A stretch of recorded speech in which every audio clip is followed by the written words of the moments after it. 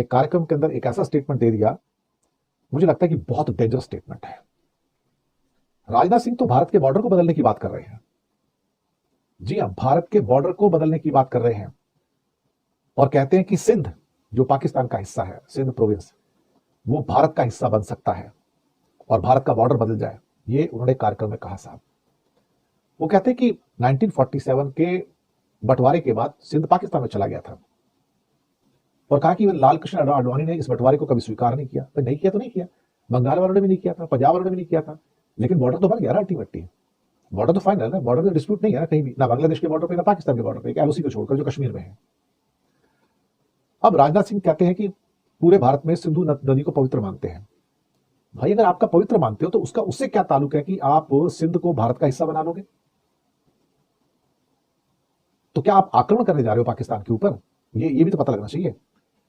वो आगे कहते हैं कि भले ही सिंध भारत का हिस्सा नहीं है, लेकिन सिविलाइजेशन के रूप से सिंध हमेशा भारत का हिस्सा रहेगा। वो कैसे रहेगा भाई, बताओ ना कैसे रहेगा? भारत के रक्षा मंत्री राजनाथ सिंह के बयान से पाकिस्तान बौखला गया है। राजनाथ सिंह ने दिल्ली में सिंधी समुदाय के कार्यक्रम में कहा कि भले ही आज सिंध पाकिस्तान का हिस्सा हो, लेकिन सीमाएं बदल सकती हैं और कल को सिंध फिर से भारत में वापस आ सकता है। बस इस बयान के वायरल होते ही पाकिस्तान में खलबली मच गई। आज सिंध की भूमि, मेरे बहनों भाइयों, यह भारत का हिस्सा भले ही न हो, लेकिन सभ्यतागत रूप से सिंध हमेशा भारत का हिस्सा रहेगा। और जहां तक जमीन की बात है तो बॉर्डर्स तो बदल सकते हैं, क्या पता कल को सिंध भारत में फिर से वापस आ जाए।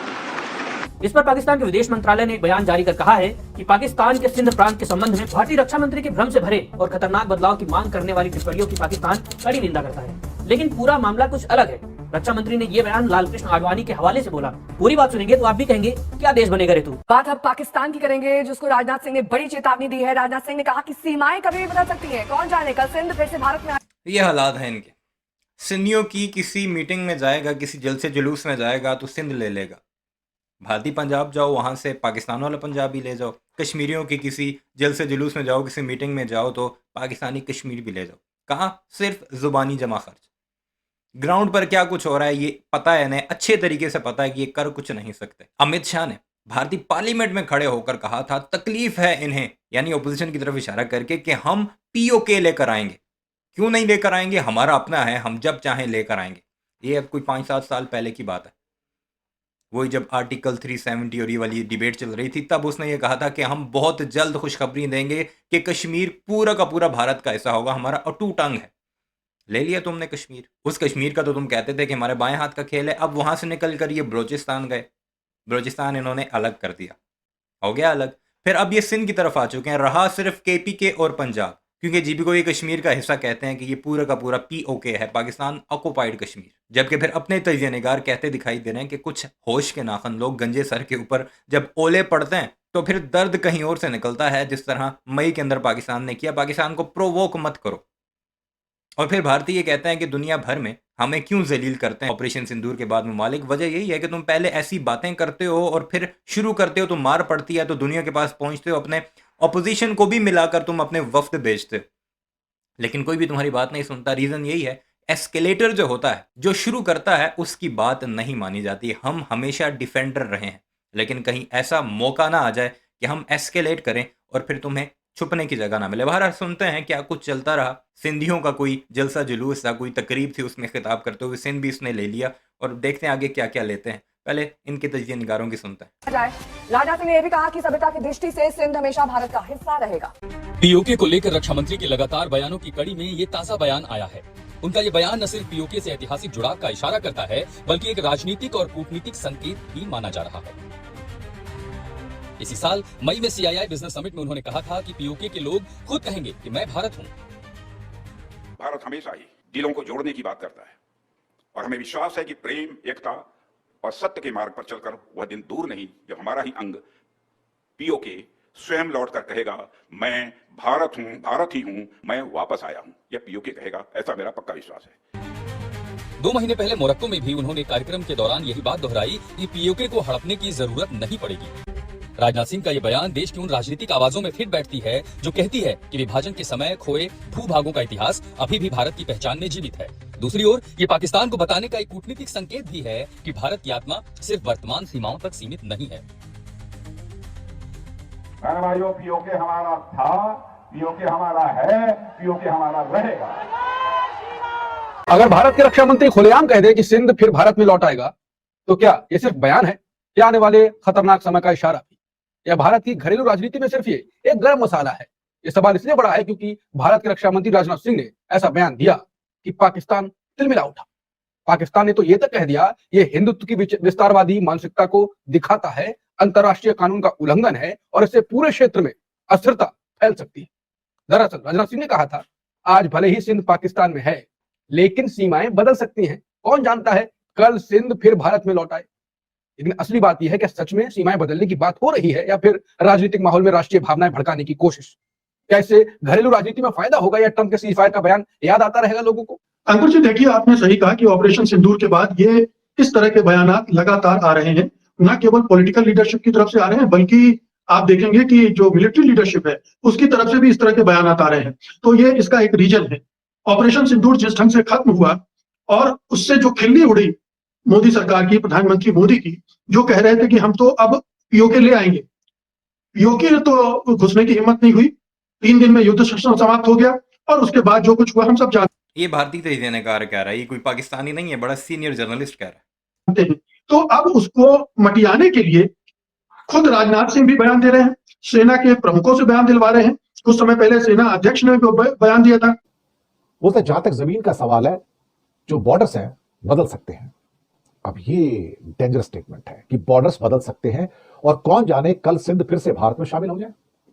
भाई वो कैसे शामिल हो जाए? भाई वो एक अलग सॉवरीन कंट्री पाकिस्तान का हिस्सा है, वो एक सेटल्ड बॉर्डर का हिस्सा है।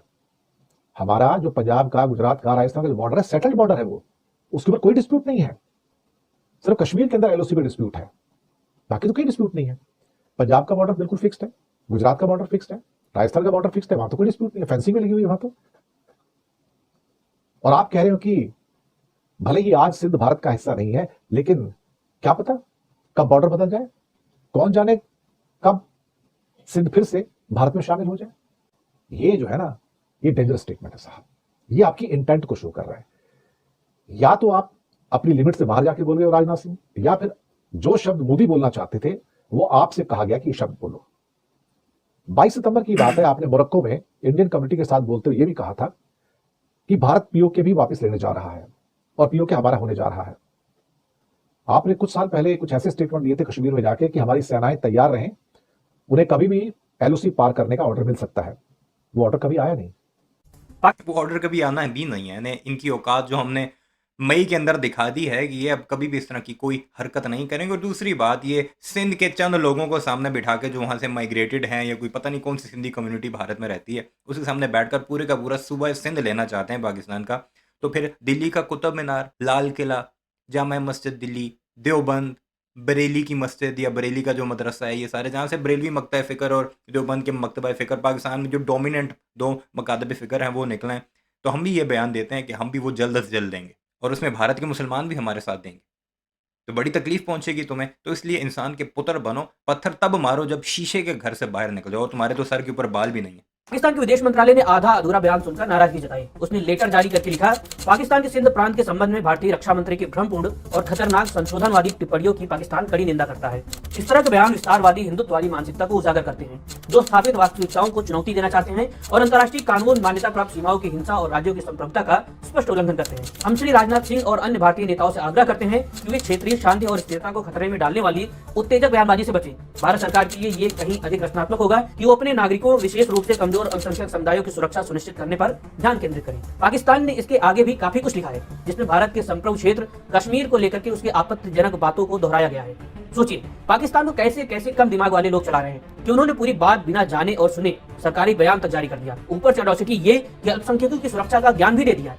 कि जब गुजरात गए थे वो देखें, अब कवर करने की कोशिश की जा रही है। जब पाकिस्तान की तरफ से बयान आ गए ना कि हम तुम्हें तुम्हारी औकात दिखा देंगे, फॉरेन मिनिस्ट्री की तरफ से बाकायदा बयान जारी हुआ फॉरेन ऑफिस में से, उस पर अब ये कवर कर रहे हैं। तो राजनाथ सिंह ने कोई और बात की है जी, वो फलाने बंदे का पता नहीं वाजपेयी का कि अडवाणी का जो है वो हवाला दे रहे थे, तो उस वजह से उन्होंने ये बात की है।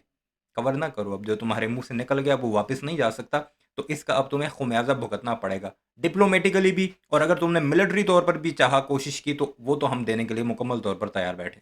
तो कहा था कि भूगोल पाकिस्तान का बदल जाएगा। अब राजनाथ सिंह ये कह रहे हैं कभी वो ये कहते हैं कि बाल्टिस्तान मिल जाएगा, कभी पीओके मिल जाएगा, कभी बलूचिस्तान हमारे देश में शामिल हो जाएगा, और अब ये नया राग अलापा है कि सिंध, चूंकि सिंधु देश कभी भारत का हिस्सा होता था तो वो भी भारत में मिलने के लिए उतावला है।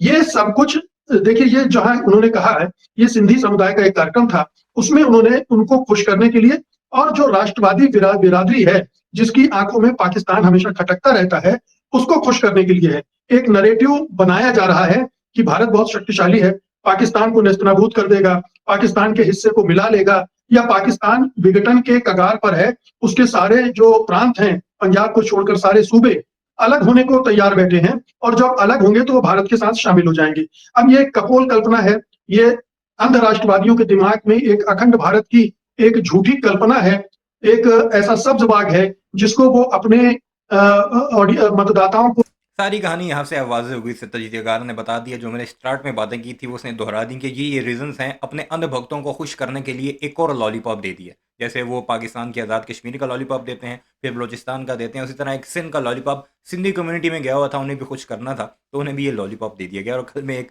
इंटरव्यू सुन रहा था अंध भक्तों का, भारत के अंदर ही दिल्ली में कोई चौक है, उसमें वो खड़ा होकर पूछ रहा था एक अंध भक्त से कि तुम्हें क्या चाहिए। वो कहता है कि मोदी हमें अखंड भारत दे दे। उसने जवाब में पूछा कि कितने ममालिक होंगे? 146 मुल्क बनाकर मिलाकर ये अखंड भारत बनाएंगे। ये तो इनकी औकात है, ये तो इनकी जहनी हालत है। तो फिर अब इनसे हम क्या जंग करें, क्या लड़ें? बहरहाल कमेंट सेक्शन में अपनी राय का इज़हार ज़रूर कीजिएगा राजनाथ गंजे के बारे में, और चैनल को सब्सक्राइब नहीं किया तो ऐसी वीडियोज़ के लिए उसे भी ज़रूर सब्सक्राइब कीजिएगा।